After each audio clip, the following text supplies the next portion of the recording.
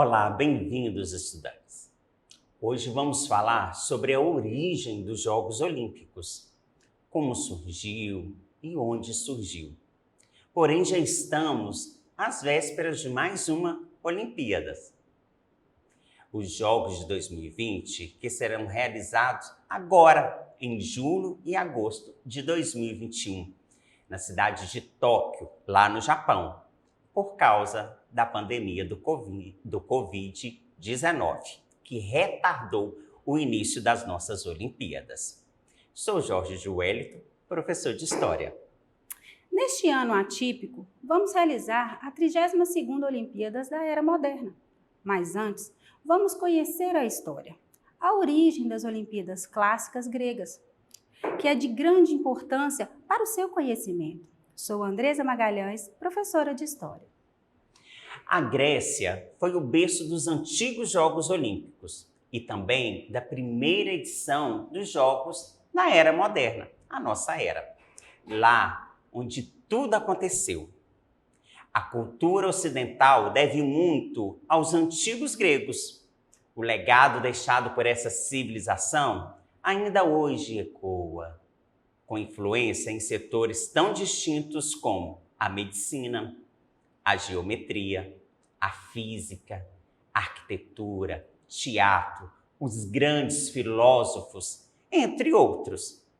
Quando o assunto é esporte olímpico, aí sim, as marcas se tornam ainda mais evidentes, porque abrange toda a sociedade, do mais pobre ao mais rico.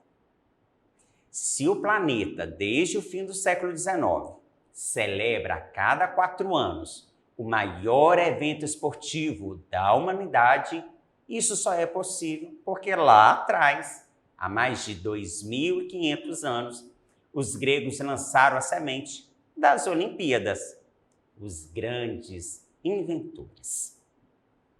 Reza a mitologia que os Jogos nasceram pelas mãos do grande Hércules, ainda na Era Antiga, por volta de 2500 a.C., para homenagear seu pai, Zeus, o grande deus.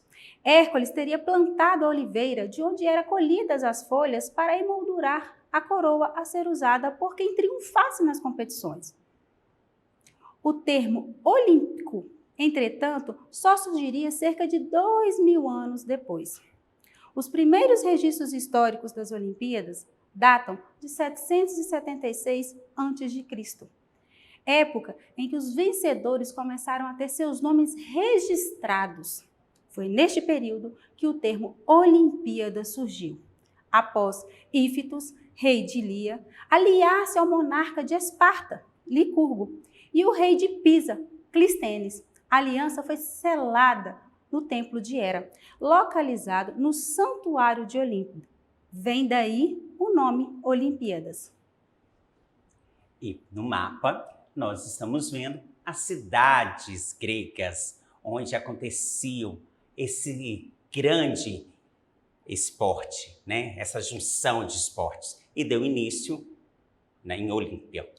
Por meio de um acordo, os reinos dessas cidades gregas instituíram uma trégua nas batalhas para realizarem os Jogos.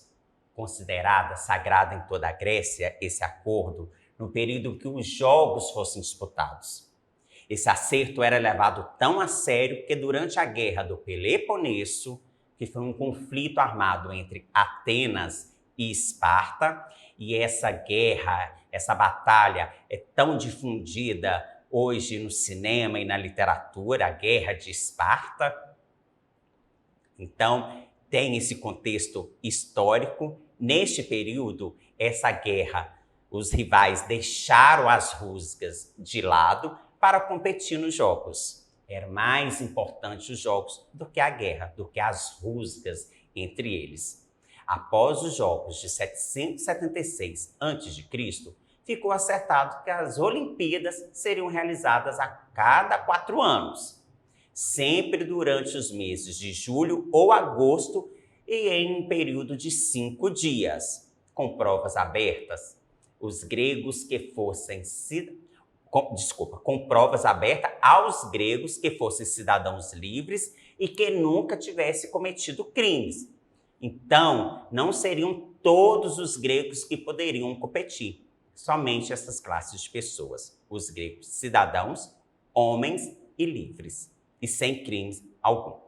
Durante as décadas seguintes, a competição ganhou força e o número de modalidades chegou a 10, por volta do século V a.C., com provas de corrida, arremesso de disco, pentatlo, corrida de bigas, corrida de cavalos, salto em distância, lançamento de dardo, boxe, luta e pancrácio, que é uma arte marcial antiga que aliava técnicas do boxe e da luta olímpica.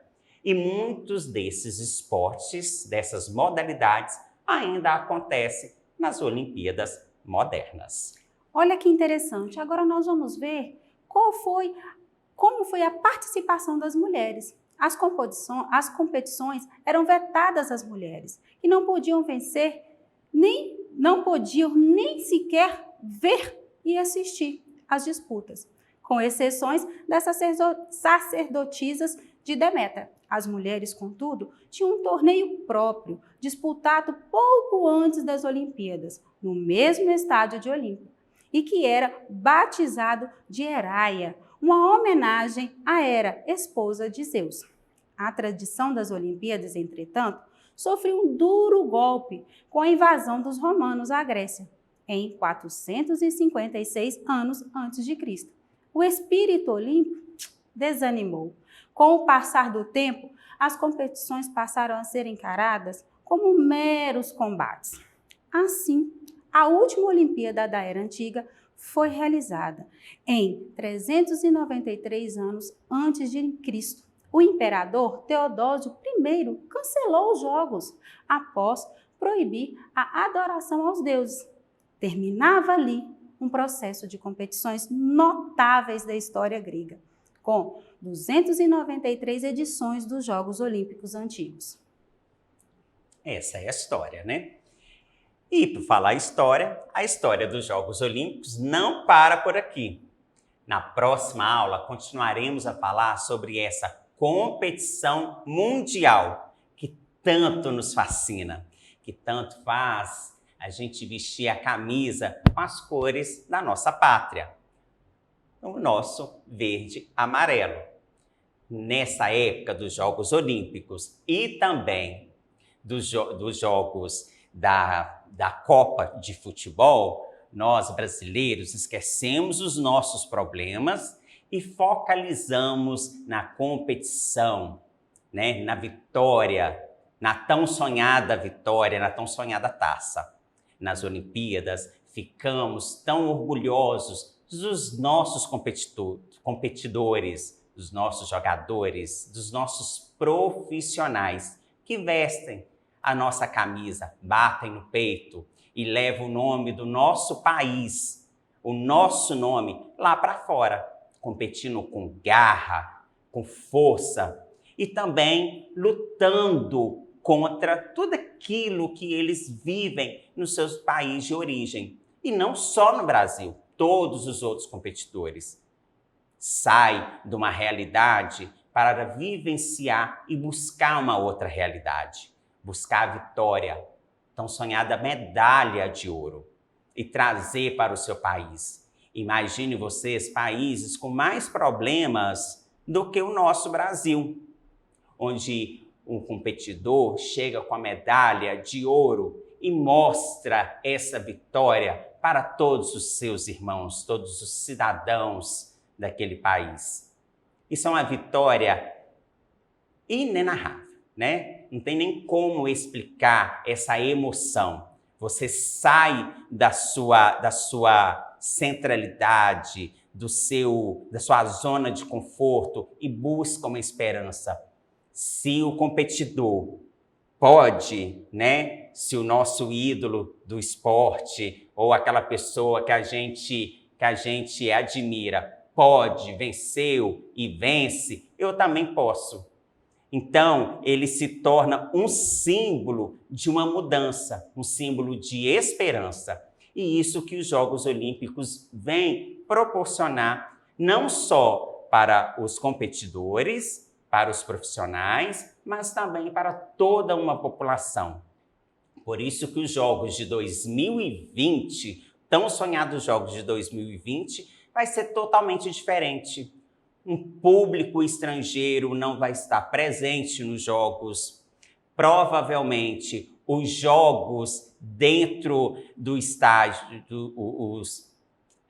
arquibancada, né? Não vai ter tanto telespectadores, aquela torcida, né? Aquele grito que dá força, que apoia os seus jogadores, seus competidores, vão ser reduzidos. Então, tem uma série de questões a serem ainda abordados, colocados em práticas, e isso vão ser modificados durante os Jogos Olímpicos, se houver necessidade.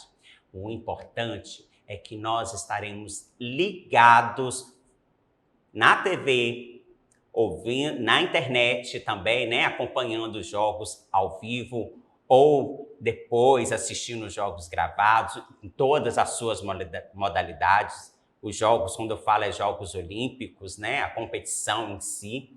E nós vamos ficar aqui torcendo para que recordes sejam quebrados, principalmente pelos brasileiros, medalhas de ouro, prata, bronze, enfim, que os nossos competidores tragam essas medalhas para o Brasil e que deixem um legado para vocês, para essa geração, que podem sim ser os nossos futuros competidores em modalidades olímpicas. Quem sabe, na próxima Olimpíadas, alguns de vocês já vão estar lá competindo e nós aqui ficaremos na torcida por vocês. Vocês perceberam que esse sentimento olímpico é mundial? Olha que bacana. Junta nações. Então eu quero que vocês fiquem ligadinhos e não percam as curiosidades das Olimpíadas, principalmente da nossa próxima aula. Para acessar a nossa plataforma SMED-GV, aponte a câmera do seu celular na imagem que aparece no canto da tela e se inscreva no nosso canal do YouTube. Acesse nossas redes sociais SMED-GV. Até a próxima!